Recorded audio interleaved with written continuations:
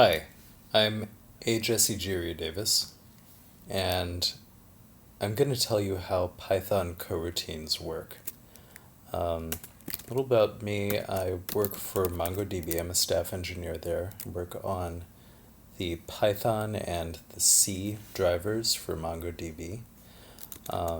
Yes, we are hiring, and I highly recommend working for MongoDB. You can go to mongo-jobs to see all of the jobs that we've got open. And if you want more information about this talk, I've set up a landing page. It's at bit.ly/coroutines. You can find links there to the code that I'm going to write right now, and also to a chapter in the upcoming Architecture of Open Source Applications book that I co-wrote with Guido van Rossum that goes into far more depth and is a very detailed exposition of how Python coroutines work. So the agenda for this demo is going to be a callback-based async framework. And once we've written that, we're going to see that it's very efficient, but also kind of a mess. And so we're going to adapt that to a coroutine-based framework instead. So to begin with, a callback-based async framework, it uses non-blocking sockets, it uses callbacks, of course, and it also uses an event loop. And as for coroutines, well, we'll cross that bridge when we come to it. So a little bit of setup. I've written a simple web server, and it can respond to an HTTP request. I wrote this for a local Python conference, PyGotham 2015, so you can see that it says hello to all of the incredible people there. And the other interesting thing about this framework is it's kind of slow. This web server returns a very simple response, but I've coded it so that it takes almost a second to reply. And so that's going to end up being very important because that's the sort of thing that async is optimized for, is for talking to slow servers or slow clients efficiently. So let's see, how would we fetch a URL in the kind of typical Python way? So we would need to import socket, right? And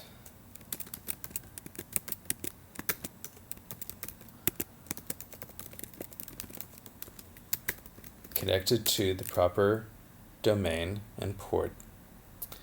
We would format a request.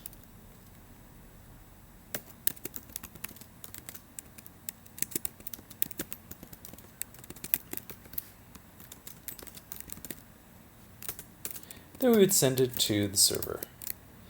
And I'm going to do this in Python 3, and so it's important to encode everything that we're going to send over the wire. Oh, and the other important thing to remember is that HTTP requests end in a double carriage return and new line. So once we've sent the request, we're going to receive the response, and that'll come back to us in chunks. So we're just going to collect those in a list.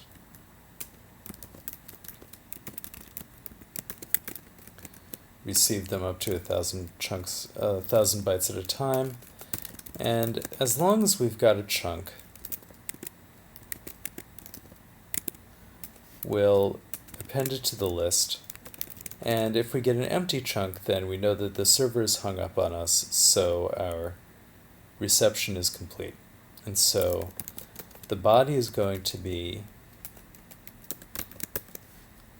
we'll use the empty byte to join all the chunks, and then we'll decode that from UTF-8 by default. And then let's just print the first line of the body. So, and since we're in an infinite loop, we need to return. So that's our get function, and if we get that path foo, and if I run this, you'll see that the first line of the response is an HTTP 200 OK. Fine. And let's also see how long that took.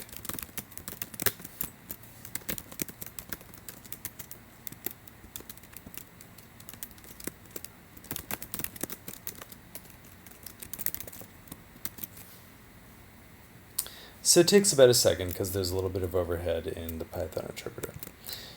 Now, the problem with this approach is that if we want to get two URLs, it's going to take 2 seconds because we get them serially. And the typical approach to this might be to launch these two operations on 2 threads, but that might become inefficient if we're waiting for hundreds of slow requests, and we have to spawn hundreds of threads for them. There's a lot of overhead there that's not necessary. So we're going to try out making an async framework to do it instead, so that we don't have to spawn hundreds of threads in order to do hundreds of slow I/O operations. We want to be more efficient than that. So a async framework uses non-blocking sockets, and in Python, making a socket non-blocking is very simple. Now, what's going to happen if we run this?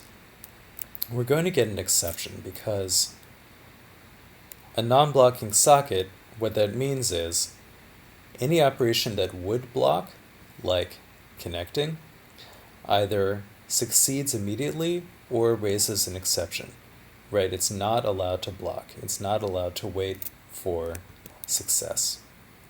So we need some way to wait for that to complete. And the way we do that in Python, well, first of all, we can just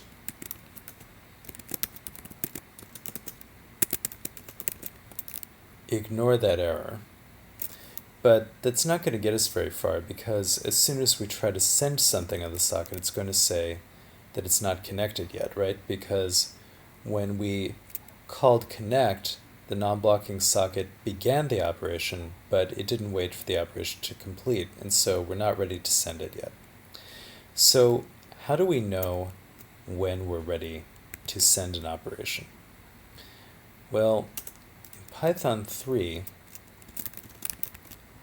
there's this handy module called selectors. And in every operating system since time immemorial, there's been some way to wait for some event on a non-blocking socket. Originally, there was the system called select, and then over time, more and more scalable versions of select have been invented, like poll on Linux, epoll on BSD and Mac, KQ on Windows. There's these I/O completion ports. The nice thing about Python 3.4 is that you can just ask it for a default selector, and it will figure out what you're running and give you the most efficient selector for your platform.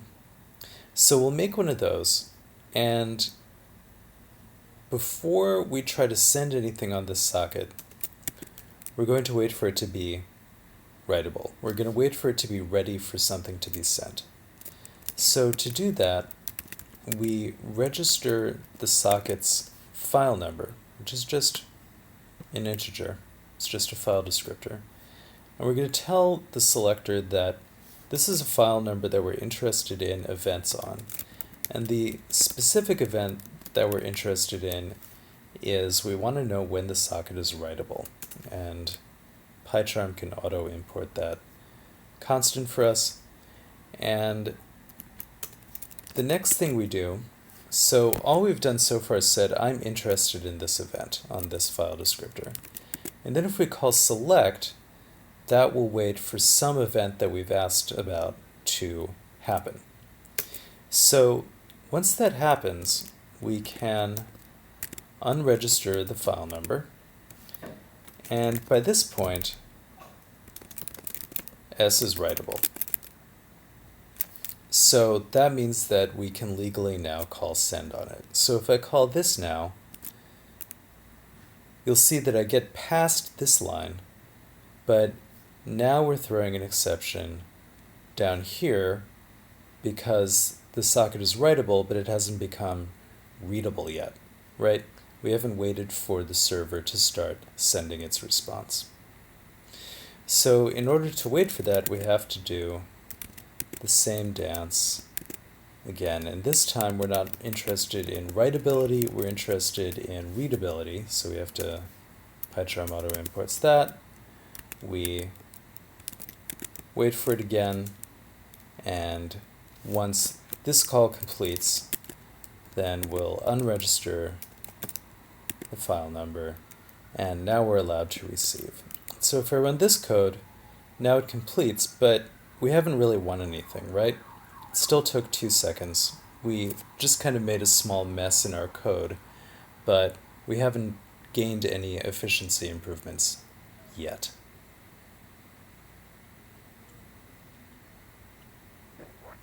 So what's the next step? The next step after we've started to use non-blocking sockets is callbacks. So I'll explain how that works. Callbacks are a way of allowing multiple operations to be waiting concurrently for I/O operations. To begin with, this get, when it starts connecting, it needs to register a callback to be executed once the socket is writable, and then it needs to return so that work can begin on getting the other URL while we're waiting to connect this socket. Right? We need some sort of concurrency in order to get past this 2 seconds. So let's see how that would work. We can begin by writing the body of that callback. So I'm going to call it connected. This is going to execute once the socket is connected, and it's going to do the next step. But the problem is, you can see that right now PyCharm is sort of losing its mind because there's 2 variables that are not bound in this new function because we created them up here in get. And the 2 variables are s and request. So let's say that those are passed into connected somehow. And that somehow is going to be, we're going to use a lambda to create a closure to capture those 2 values. So we'll create a lambda, and we'll say that calling the lambda executes connected with the socket and the request, and we'll call this lambda callback. Now what do we do with this callback?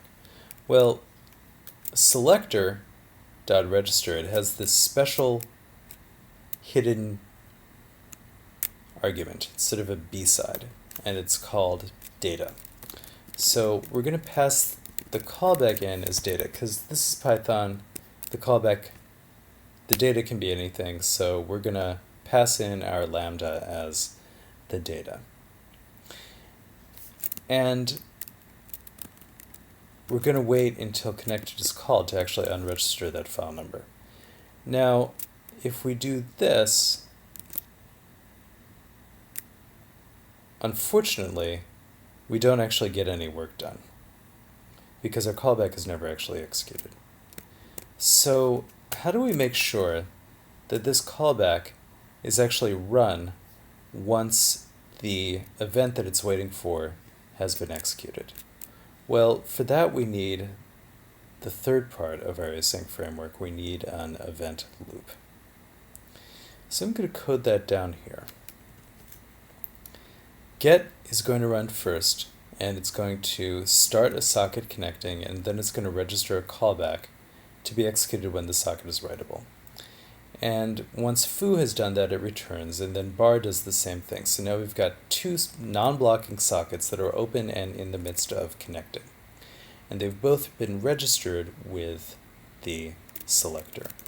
So I'm going to run a dirt simple little event loop here, and it's going to say selector.select. Now let's run this through the debugger here and see what select actually returns. So I set a breakpoint, and now we've got this events list, and if I inspect that, you'll see that it's a list. It's got two elements, and let's see what that first element is. It's a tuple with two values. The second value isn't very interesting. This is just the mask that we passed in at first, and it's equal to the event write value, but we already knew that because that was the only event that we were interested in. It's this first element of the tuple, this selector key thing, that's really interesting.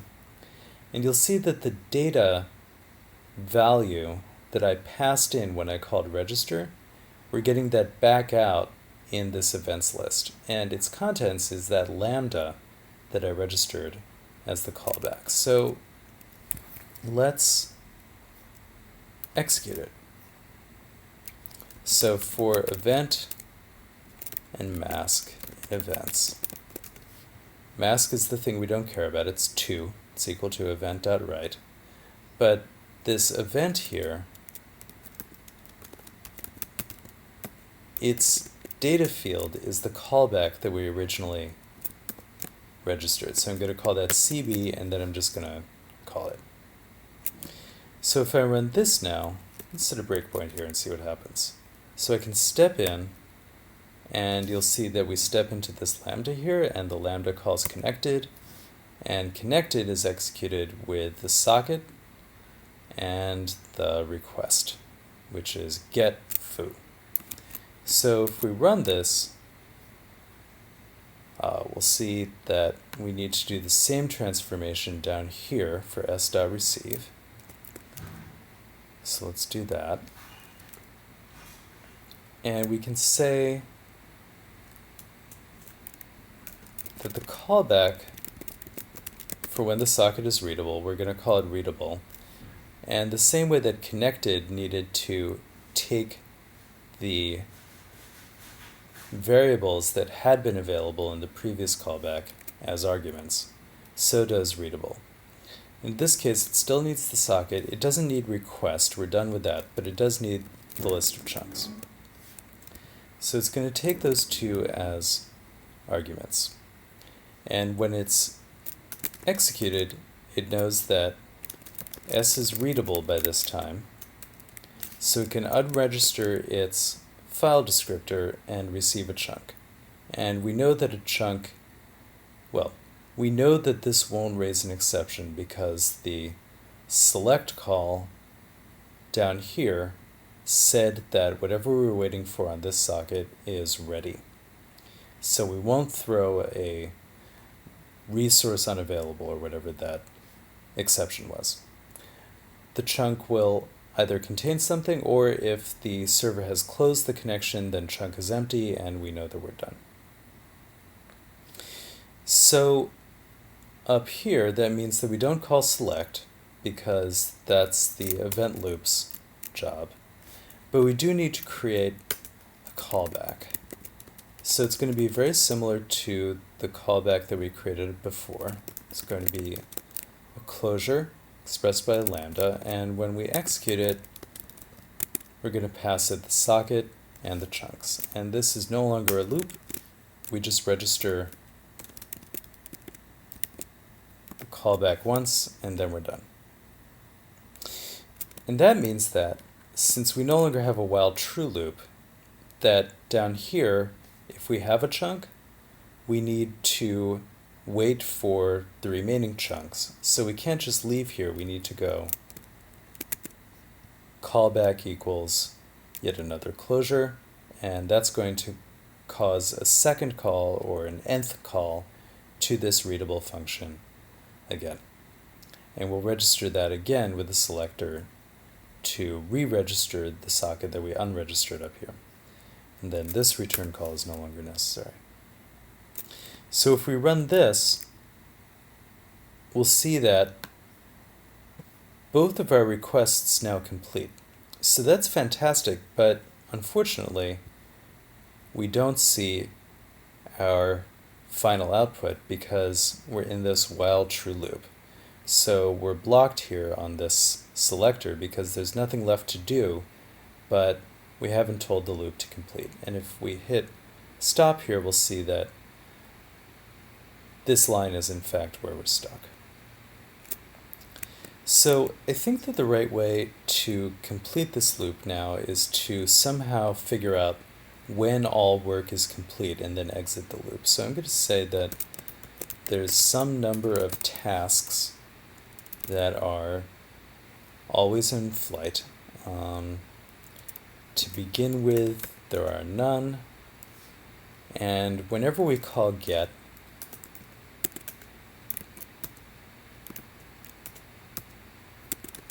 it'll increment the number of tasks. And when we have finished reading a response from a server, then it's time to decrement it. So when we call get foo, that increments the tasks to 1, and when we call get bar, that increments it to 2. And then as each of the chains of callbacks runs to completion, it decrements n tasks until this event loop sees that n tasks is 0 and quits. If we run this, then we'll see that both of the requests complete, and miraculously, it's only taken 1 second, not 2. And we can do,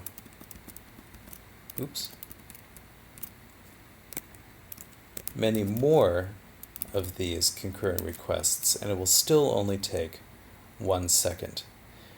And the reason for that is that the server is so slow that this client is not spending significant CPU processing each of the responses, compared to how long it's spending waiting for the next chunk from the server. The server takes a full second to return just a few hundred bytes of data, and all the client is doing is appending those chunks to a list.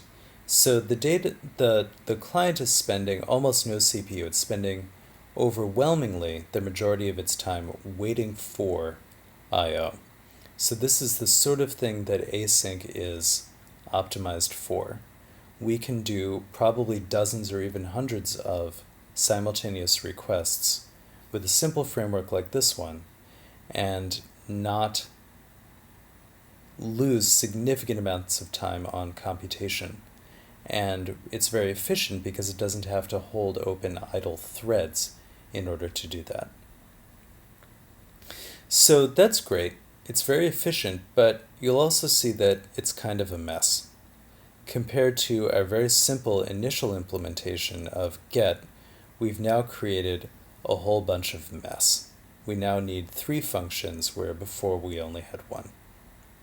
And these 3 functions, what's particularly bad about them is that each time a function exits, it loses all of its local variables, right? So s and request and chunks, each time one of these callbacks completes and registers the next callback in the chain to be executed, it has to manually copy its state into a closure so that that state is available to the next callback in the chain.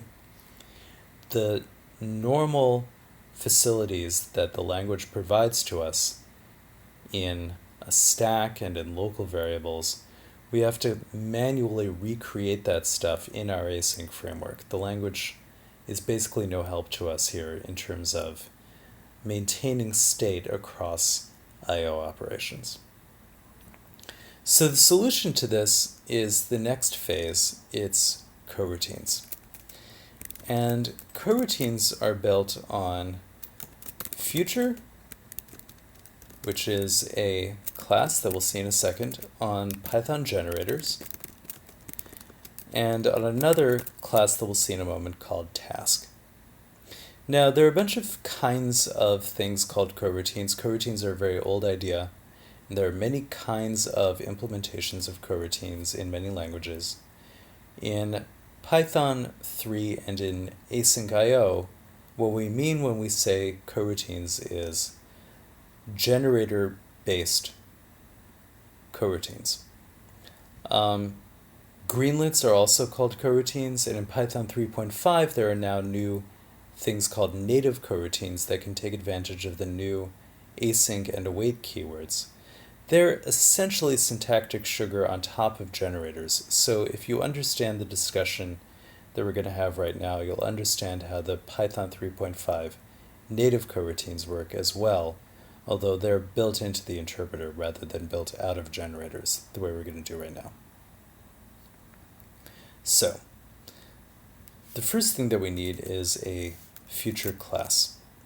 And you'll see why in a little bit this is useful, but for the moment, I'm just going to present it, and you'll just have to trust me that this is going to be a useful thing.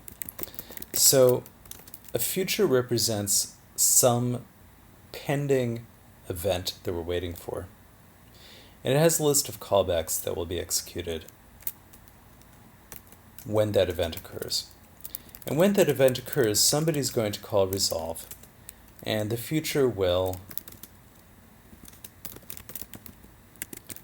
execute all of the callbacks that we're waiting for that event. So that's our future class. And we're going to do this simple transformation where instead of registering callbacks directly with the selector, we're going to register futures instead.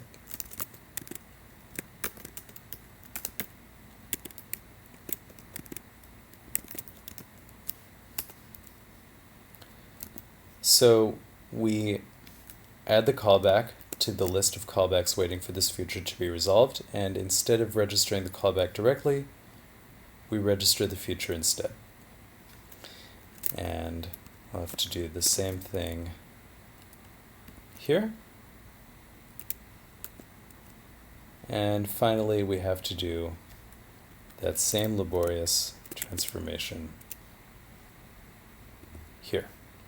So in the three places where we had registered callbacks, we're now adding callbacks to futures and registering the future instead.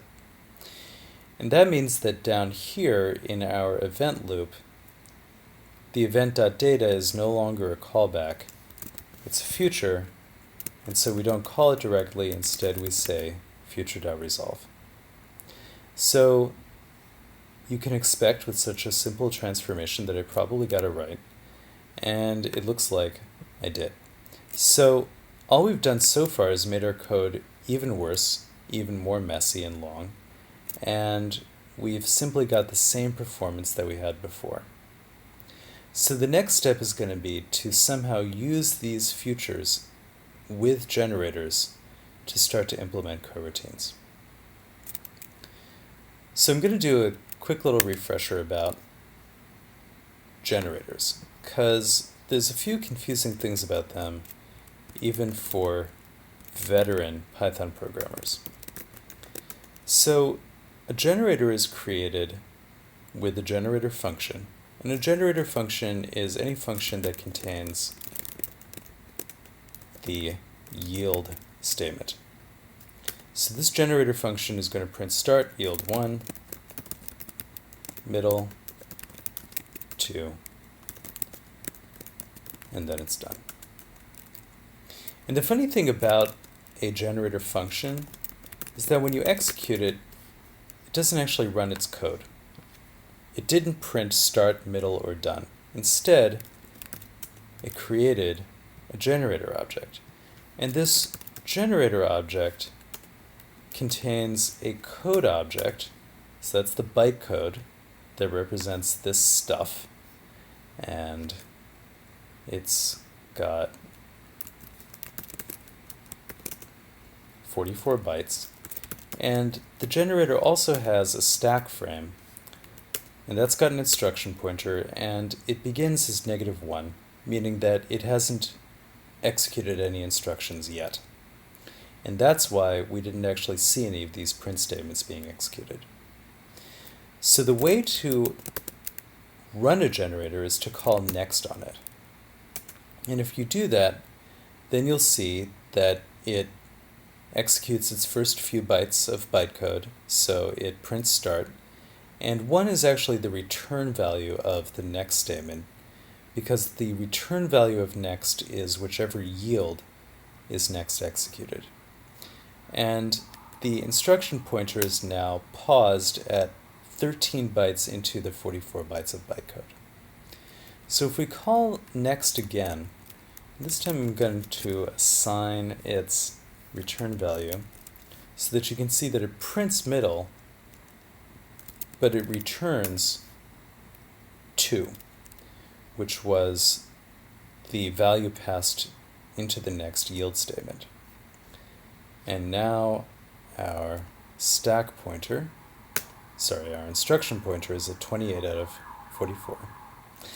And if we call next one more time, then we'll raise a stop iteration exception, which indicates that it's done executing, and the last I pointer has actually been deleted. So that's how a generator works in all versions of Python going back to 2.5. So how do we use that to create a coroutine? Well, here's the promise. The promise is going to be that this get function, which currently has to create a closure that captures its local variables, names that closure callback, adds that callback to the future, and then registers that future with the selector. This can be simplified to not require a callback at all. So I'm going to delete the callback, and I'm going to delete the callback's body. But we need to pause until s is writable somehow here before we unregister it, and then rely on the socket to be writable so that we can call send on it. And the promise is that somehow by yielding f, the future that we just created, somehow we can pause this generator until the event that we said we were interested in has occurred. And if we believe that this promise is true, then we can combine what had been 2 functions into a single generator function that contains a yield statement. But the promise is not going to be fulfilled just yet, because if I run this, it's going to take 0 seconds, it has no output, and it doesn't do any work. So why is that? What happened here? Well, recall that when you execute a generator function, it returns a generator. It doesn't actually run any of its code. So now that I've added a yield statement here to get, that means that get here just returns a generator. It doesn't actually do anything. And the same here. So how are we going to execute it? How do we call next on it? So that is the third piece of this puzzle, of this coroutine-based async framework, is the task class. The task class is responsible for calling next on generators. So let's see what that looks like. And in the case of both future and task, these are incredibly simple and oversimplified and buggy, incomplete implementations of these ideas. These ideas are fully expressed in a number of frameworks, notably Tornado and now in async IO in the Python 3.4 standard library. So my dumb version of the task class is going to look like this. We're going to initialize it with a generator. And it will save that. And then we'll have a function called step. And this terminology is borrowed from async.io. What step does is it calls next on the generator. And since the generator, it's going to yield a future, so that's going to become the return value of next. So let's capture that. And then what do we want to happen when this future is resolved? We need to add some kind of callback to the future, something that we want to happen once the future is ready. And let's just pass self.step in as the callback.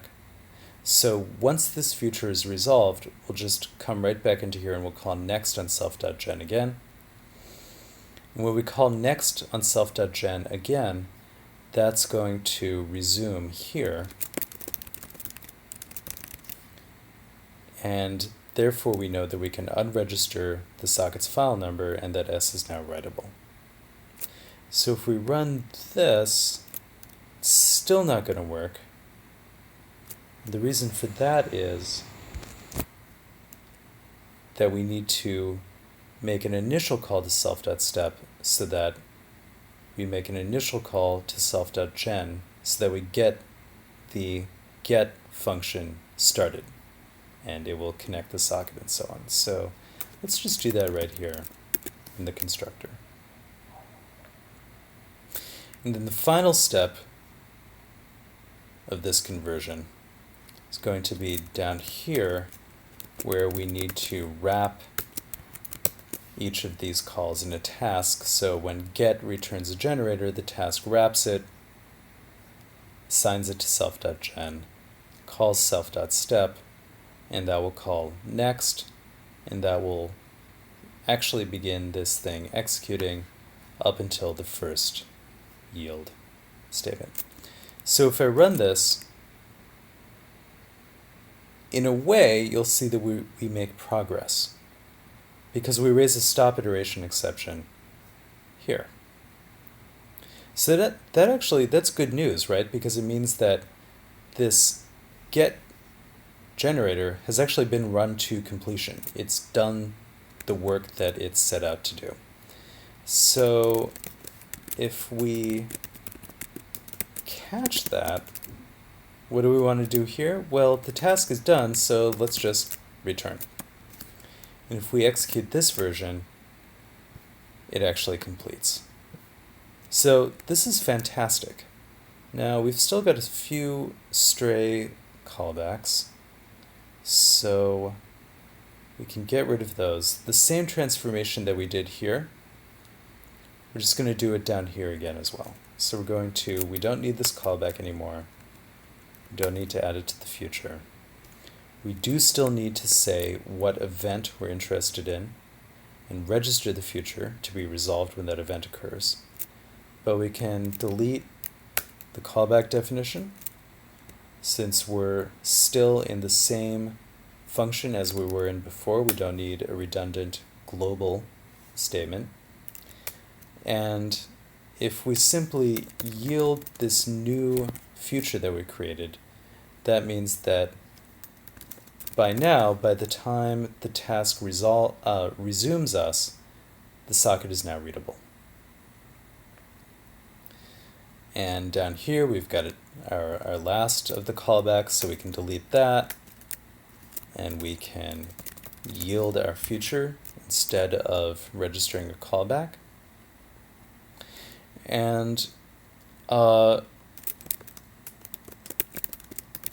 do we want to do once we've received the next chunk? In other words, once the socket is readable again. Well, we want to receive the next chunk, right? So what we're going to end up doing is we're going to end up reproducing the same while true loop that we originally had in the olden days at the beginning of this talk when we were writing a simple blocking get. So that's going to look something like this. We're going to put this within the loop, and each time through the loop we say I want to read from this socket, so wait for this future to be resolved, and then unregister the socket from the selector, get the chunk, and if there is any, then add it to the list, and this stuff is now extra. The loop will just repeat and do that stuff again up here, and if there's no chunk, that means that we're done reading the server response, and so we can join the body up, print the first line, decrement the tasks count, and since now we're in an infinite loop again, here we need to return as soon as we're done. And now if all goes well and I run this, then it still takes 1 second. It still does all the work that it was asked to do. And we can still scale this out to a large number of tasks without any loss of performance, because launching 10, 15 coroutines is incredibly cheap. It's roughly as cheap as a bunch of callbacks. So coroutines are kind of the best of both worlds. They're about as cheap as callbacks. They're much cheaper than threads. On my system, I measured that a coroutine takes about 6K of memory versus about 30K of memory for a thread. And furthermore, I did a little experiment and found that I was capable of launching over 100,000 coroutines. They're limited only by the amount of RAM that the Python process is allowed to allocate, versus threads, which are subject to other limits besides simply memory limits. There are various user and operating system limits on the number of threads that a process is allowed to start, which are difficult in various ways to work around. And they take up space in operating system data structures and in the operating system scheduler that eventually causes their overhead to become quite significant if all they're doing is waiting around for some sort of slow I/O operations that aren't actually going to require very much CPU. So compared to coroutines, for a application like this that's going to spend very little time doing computation and overwhelmingly spending its time waiting for a slow server or a slow client at the other end of a socket, coroutines are much more efficient for this kind of thing. But compared to callbacks, they're a lot simpler, because you can put all of the code for a coroutine in one function. So you don't have to declare and register a whole chain of callbacks, and you can just reuse your local variables the same way that you have always done. So that's the beginning of tornado style or async IO style coroutine based async framework. So if you want to know more about this, go to bit.ly/coroutines. I've created a landing page for you there. That'll link you out to a version of the code that I wrote just now, as well as link you to a chapter that I wrote with Guido van Rossum that will appear in the next book in the Architecture of Open Source Applications series.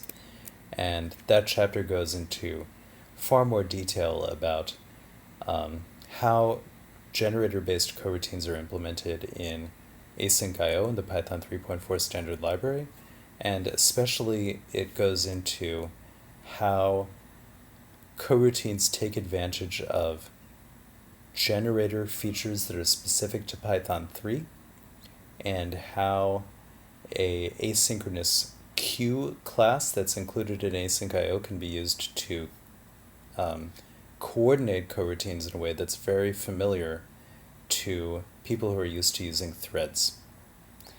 And as a reminder, if you want to work with people like me at a open source company that's very warm and diverse and has really fulfilling and technically challenging jobs, MongoDB is hiring.